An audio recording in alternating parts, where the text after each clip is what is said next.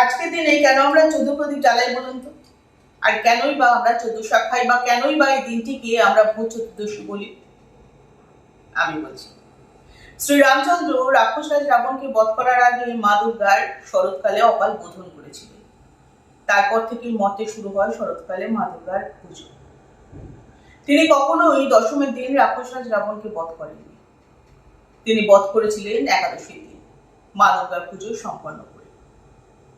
তারপর শ্রীরামচন্দ্রের শ্রীলঙ্কা থেকে অযোধ্যায় ফিরতে 21 দিন সময় লেগেছিল। তাই উমা আসার 21 দিন পরে মর্তের শামা আসে। আর শ্রীরামচন্দ্র অযোধ্যায় ফিরেছিলেন ঠিকই আজকের দিনে। ঘরের ছেলে ঘরে ফিরেছিল। অশুভ শক্তি নাশ করে যখন ঘরের ছেলে ঘরে ফেরে অযোধ্যাবাসী এতটাই আনন্দিত হয়েছিলেন, প্রতিটা ঘরে সেদিন সন্ধ্যেবেলা প্রদীপ জ্বলেছিল। পুরো অযোধ্যা প্রদীপের আলোয় আলোকিত হয়েছিল। সেই থেকে এই রীতি শুরু হয় 14 প্রদীপ জ্বালানো। পুরো অযোধ্যাবাসী ঘরের ছেলে ফেরার আনন্দে যার যেমন সামর্থ্য ছিল ঠিক সেইভাবেই পঞ্চব্যঞ্জন আয়োজন করে সেই দিনটিতে খাদ্য গ্রহণ করেছিলেন। সেই থেকে 14 শাক খাওয়ার রীতি শুরু হয়।